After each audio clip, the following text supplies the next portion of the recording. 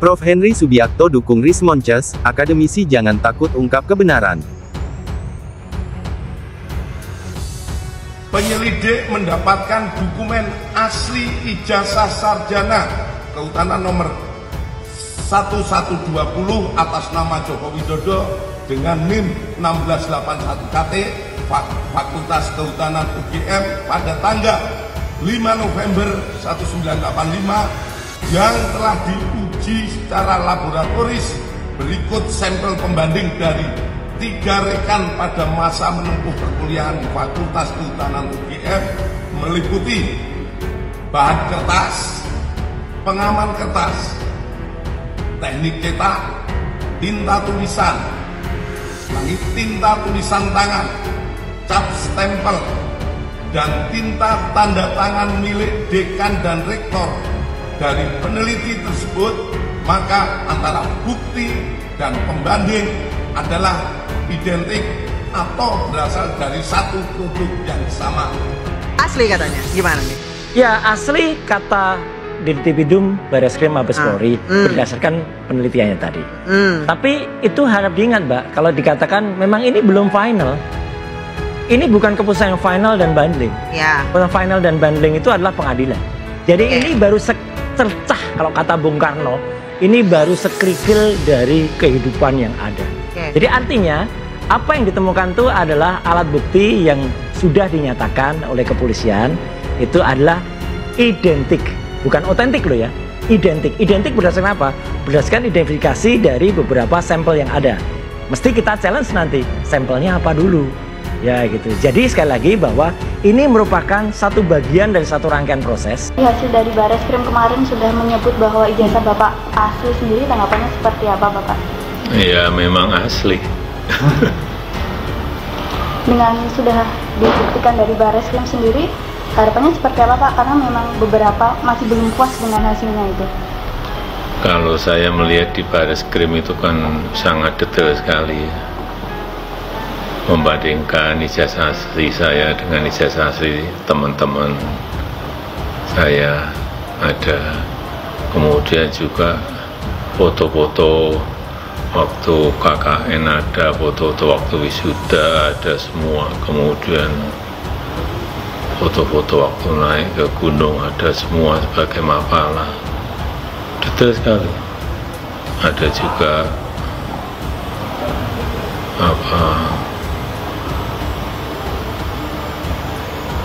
mengenai pengumuman waktu diterima saat itu sebagai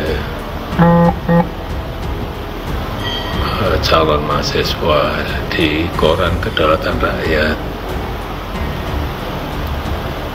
Sangat detail sekali menurut saya. Ya memang asli. Sudah cukup membuktikan ya Pak dengan yang dinyatakan Bareskrim? Ya ini kan identik itu bukan otentik, alias bukan asli ya. Lalu mengapa Bareskrim menggunakan kata identik dan bukan otentik? Jadi bayangkan ya sahabat semuanya, selama 10 tahun kita dipimpin oleh seseorang yang bahkan keaslian ijazahnya tidak bisa dibuktikan secara terang dan terbuka. Saat ini, setelah semua jabatan ditanggalkan oleh yang bersangkutan, seharusnya tidak ada lagi alasan untuk sembunyi kan? Tapi apa yang kita saksikan dalam konferensi pers Bareskrim? Bukan ijazah asli yang ditunjukkan, hanya fotokopi. Bukan pengakuan sah yang ditampilkan, bukan sumpah di bawah Tuhan, hanya satu kata, identik. Identik itu beda dengan asli, identik itu bukan otentik. Kalau otentik, nah itulah asli. Dan rakyat Indonesia tidak bisa terus diminta percaya dengan fotokopi kan ya. Ketika seorang mantan presiden tidak mampu membuktikan keaslian ijazahnya secara definitif dan hanya berputar-putar, yang dipertaruhkan itu sesungguhnya bukan hanya kehormatannya, tapi kepercayaan publik kepada negara. Konferensi pers kasus korupsi, uang hasil korupsinya ditampilin. Konferensi pers kasus pembunuhan, senjatanya ditampilin. Konferensi pers kasus pemalsuan uang, lengkap, uang hasil cetakan sama alat cetaknya ditampilin. Giliran konferensi pers kasus ijazah palsu, yang ditampilin cuma fotokopiannya doang. Itu pun cuma di layar belakangnya tuh. Kocak polisi. Mampus Kowi ya. Ini meskipun udah habis-habisan Bareskrim membela Jokowi, bahkan Jokowi belum menyampaikan sesuatu di mana KKN-nya ada, Bareskrim sudah menyampaikan bahwa KKN Jokowi itu ada di Boyolalilo, ya, Kecamatan Wonosegoro.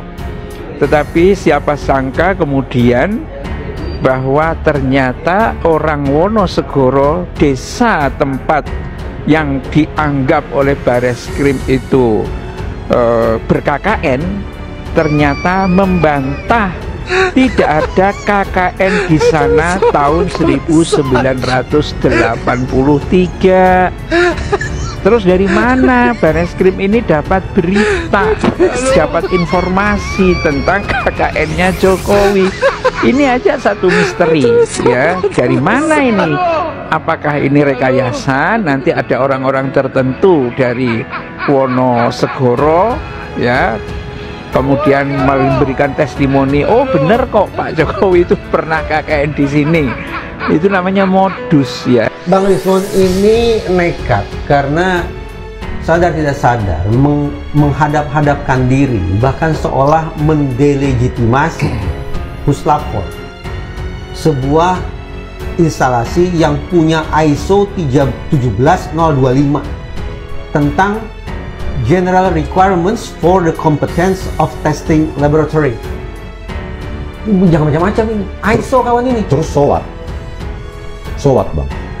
Kita lihat track recordnya. Apa kasus Vina Cirebon? Apa yang terjadi? Ekstraksi SMS 22.14.10. Tidak mereka pakai itu dalam mereka adegan. Nah tuh, Vina Cirebon. Bentar Bang. 22.14.10. Yang diduga terjadi pemirtisiin dan pembinihin 21.30 sampai 21.15 sampai 22.30. Bayangkan kalau masih ada ekstraksi SMS 22.14.10 dalam periode waktu yang dituduhkan itu. Kalau itu dipakai dalam reka adegan oleh polisi, apa yang terjadi? Bubar skenario itu Bang. Itu produk polisi. Ya, cuma satu. Kasus dua, Jessica. Ya, menggunakan e-Redshop, software gratisan yang Windows Operating System. Dan berbohong mengatakan itu software yang memang tersedia di DVR. FB161S DVR Telview, padahal itu Linux operating system, beda alam, di sini laut, di sini udara, nggak mungkin itu, dan tetap berbohong. Itu produk laboratorium komputer forensik Bareskrim Polri itu. So what? Penipu. Hanya dua itu cacat. KM50 mau saya ceritakan. Apalagi KM50 polisi memerintahkan data CCTV HP di rest area KM50 dihapus. Belum lagi genangan darah tidak di polis lain, dibersihkan. Terus 20 jam sebelum kejadian 7 Desember, 20 jam sebelumnya fiber optik putus, percaya nggak? Tidak dianalisa serat optiknya itu bagaimana, digunting, dimakan tikus atau apa, kena petir. Nggak ada Bang. Hanya dibilang tidak dapat mengirimkan gambar ke server kami di Bekasi. Percaya nggak itu? Bayangkan data CCTV, data HP di masyarakat alias area KM50 itu sangat penting dalam digital forensik. Kenapa saya harus lebih percaya pada seorang Rismon? Sementara ada lembaga internasional yang sudah memberikan ISO kepada Puslapor. Sama seperti Abang. Apakah Abang punya Mercedes-Benz yang mahal? Abang bisa jago nyeting? Belum tentu. Apa Abang nggak suka menabrak-nabrak lalu lintas? Sama, ISO itu saya bagaikan mobil mewah. Anda dikasih tools, tetapi belum tentu etika dalam menggunakan tools itu menjadi benar hanya karena Anda punya tools itu. Tetapi Puslapor juga setiap tahun diassess oleh KAN, Komite Akreditasi Nasional. Apalagi itu? Apa saja yang dinilai? 1. Kompetensi pemeriksa. 2. Metode pemeriksaan. 3. Uji banding. 4. Peralatan uji. 5. Kaji ulang manajemen. Dan 6. Audit internal. Jadi segala macam komentar-komentar sinis dari Bang Rismon tadi itu datang dari seorang individu bernama Rismon. Bukan. Sementara ini lembaga ini sudah dinilai 1. Komite Akreditasi Kalau Nasional. Kalau itu benar lembaga itu menjalankan tugasnya dengan benar. Dengan benar. Ya. Ya. Kenapa kasus Sambo terjadi? Jadi 4 nih, jadi kasus Sambo juga. Bahwa terjadi katanya tembak-menembak. Padahal tidak. Kalau mereka melakukan tugasnya, kenapa itu terjadi? Yang saya bilang itu 4 kasus. Coba apa itu Bang? KAN. Coba dengarkan ini. Coba periksa metadata dari video CCTV Jessica di BAP Muhammad Nur Al-Azhar dan Christopher Harimaryanto. Periksa kalau berani. Saya siap ditersangkakan, dikriminalkan seumur hidup juga saya siap. Ini ilmiah, Bang. Sama seperti ini tadi, kepastian alam. Kita hidup di darat, gak mungkin kita hidup di air. Kalau pada titik ini saya baru bisa merasa ini gangguan terhadap keamanan negaranya muncul sekarang. Benar. Ngeri ini, Pak. Tapi nilainya itu ada nilai A, itu ada 3 mata kuliah, Mas Hersu. Padahal biasanya ini kan mata kuliah kan ada puluhan ya. Itu hanya ada 3, yaitu di KKN. KKN ini biasanya berapa ya? 3 SKS mungkin ya. Kemudian filsafat Pancasila dan fisiologi pohon. Jadi yang berhubungan dengan kuliahnya Pak Jokowi, yaitu kuliah di perkayuan gitu ya, teknologi hasil hutan sebetulnya namanya jurusannya. Itu fisiologi pohon itu Mas Hersu. Sementara yang KKN kan tidak berhubungan dengan, relatif tidak berhubungan dengan itu, dan filsafat Pancasila itu biasanya di dasar ya kita semester pertama itu mendapatkan itu atau semester kedua. Kemudian jadi hanya ada 3 nilai A, kemudian nilai B-nya ada 10 mata kuliah. Coba kita lihat nilai B-nya ya. Nilai B ini adalah Botani 2, Agama 1, Filsafat Ilmu Pengetahuan, Pancasila, Kimia 2, Matematika 1, Ilmu Tanah, Bahasa Indonesia 2, Ekologi Hutan, dan Silvikultur. Ini yang sangat berhubungan ya, silvikultur, ekologi hutan gitu, yang sangat berbau ilmunya Pak Jokowi, jadi ilmu dasarnya dia begitu. Sementara yang nilai C, ini Mas Hersu terus kemudian akan bisa oh inilah landasan alasannya begitu ya. Coba kita lihat. Nilai C ada 13 mata kuliah, sementara nilai B. Kaget saya. Iya, oke. Ayo kaget lagi nih, saya sebutkan lagi. Sementara nilai D ada 6 mata kuliah. Masuk kaget lagi saya. Waduh, Pak Jokowi.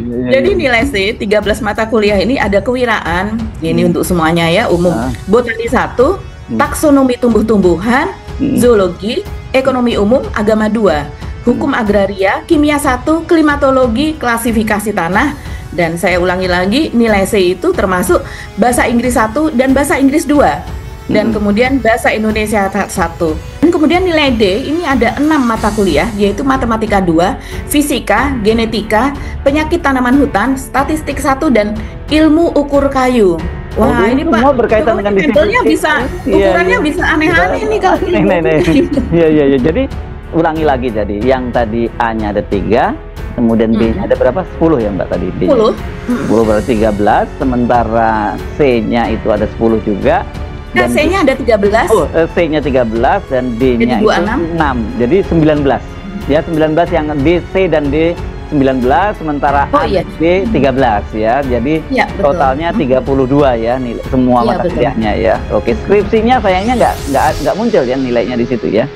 Seharusnya muncul, kalau itu berupa fotokopi seharusnya muncul, karena kemudian saya juga mengecek daftar dari ini saya, Mas Hersu, transkrip nilai saya itu muncul di bagian terakhir, semester terakhir begitu. Ini IPK-nya berapa ya Mbak ya, kalau kayak gini, transkrip nilai yang begini? Nah, ketika itu kan Pak Jokowi bercanda ya pada acara UI dulu tahun 2013 kalau tidak salah. Nah, di sini nilai IPK Jokowi pun terlampir pada transkrip nilainya saat kuliah di UGM, dan terlihat IP Jokowi untuk kredit wajib. Nanti untuk kredit mata kuliah wajib ya di Fakultas Kehutanan UGM adalah 3,25. Adapun iya, makanya saya juga heran nih cara penghitungannya bagaimana ya. Kemudian saya lanjutkan ya. Adapun IP untuk kredit pilihan, Jokowi mendapatkan IP 2,61. Jadi IP kredit pilihan itu tadi Mas Hersu seperti mungkin genetika, terus kemudian pokoknya yang di luar itu dia mendapatkan secara keseluruhan kumulatifnya 2,61. Nah, kalau di total dan kemudian dirata-ratakan itu menjadi 3,05. Masih cukup tinggi loh ini. Tapi kalau dibandingkan dengan karena banyak C, banyak D, rasanya nggak mungkin ya. Iya, karena secara secara populasi ya, populasinya C dan D-nya lebih banyak ya, 19. Betul. Ya, C-nya tadi 13, D-nya 6, kemudian A itu cuma 3 dan Kemudian B cuma 10, 13. Cuman mungkin tinggal lihat SKS-nya ya Mbak ya. Guru Besar Universitas Airlangga Unair Prof. Henry Subiakto, memberikan dukungannya kepada pakar digital forensik Rismond Sianipar dan tim yang tengah berjuang mengungkap kejanggalan dalam dugaan ijazah palsu mantan Presiden Jokowi. Prof. Henry menekankan pentingnya peran kalangan intelektual dalam menjaga arah moral dan intelektual bangsa. Ia menyerukan agar para akademisi tidak gentar dalam menyampaikan kebenaran, meski berisiko menghadapi tekanan. Pesanku untuk para akademisi dan intelektual negeri ini, jangan berhenti dan takut menyampaikan kebenaran, ujar Henry di X @HenrySubiakto, tanggal 28 Mei tahun 2025. Ia menegaskan bahwa apabila kaum intelektual memilih diam, maka bangsa ini akan kehilangan arah. Sebab kalau kalangan intelektual sudah enggan bicara, dan enggan menyampaikan kebenaran, maka bangsa ini akan tersesat dalam berpikiran dan tindakan, tandasnya. Sebagaimana orang berjalan tanpa arah dan panduan, kuncinya. Sebelumnya, pakar digital forensik, Rismond Hasiholan Sianipar, menegaskan tidak akan mundur meskipun dikriminalisasi buntut polemik keabsahan ijazah Jokowi. Hal ini diungkapkan Rismond jelang menghadiri pemanggilan pertama Polda Metro Jaya usai dilaporkan Jokowi atas tuduhan ijazah palsu. Saya siap bertempur meski harus kalah akibat kriminalisasi, saya takkan mundur sejengkal pun, tegas Rismond kepada fajar.co.id, Selasa tanggal 20 Mei tahun 2025. Rismond sadar, ia bersama Roy Suryo, dan Dr. Tifauzia Tiasuma menghadapi seseorang yang masih memiliki power. Meskipun jabatannya sebagai presiden telah selesai, kriminalisasi tetap ada, tapi itu resiko, tandasnya. Adapun, Jokowi menyampaikan kekecewaannya terhadap tudingan ijazah palsu yang dialamatkan kepadanya. Ia merasa sangat direndahkan dengan tuduhan tersebut, dan menegaskan bahwa ijazahnya bukanlah subjek yang pantas dijadikan bahan penelitian. Ini kan bukan objek penelitian. Ini sudah menghina saya sehina-hinanya. Sudah menuduh ijazah itu ijazah palsu. Sudah merendahkan saya serendah-rendahnya, kata Jokowi di kediamannya, Solo, Jawa Tengah, Senin kemarin. Tudingan ini berasal dari sejumlah pihak termasuk Roy Suryo dan kawan-kawan, yang sebelumnya menyuarakan keraguan terhadap keaslian ijazah Jokowi. Atas hal ini, mantan wali kota Solo itu telah menempuh jalur hukum dengan melaporkan mereka ke Polda Metro Jaya pada Rabu, tanggal 30 April tahun 2025. Jokowi menyatakan bahwa seluruh proses akan diserahkan kepada penegak hukum. Ia percaya pengadilan akan menjadi tempat untuk menguji kebenaran secara objektif. Nanti bisa dibuktikan lewat proses hukum. Kita lihat proses di pengadilan seperti apa. Nanti akan menjadi pembelajaran bagi kita semua, sebutnya. Bukannya memperdebatkan persoalan ijazah, Jokowi mengajak seluruh pihak untuk memusatkan perhatian pada tantangan besar yang tengah dihadapi bangsa, khususnya dalam bidang ekonomi global. Ia menekankan pentingnya persatuan dan kerjasama, terutama di kalangan elit dan masyarakat luas.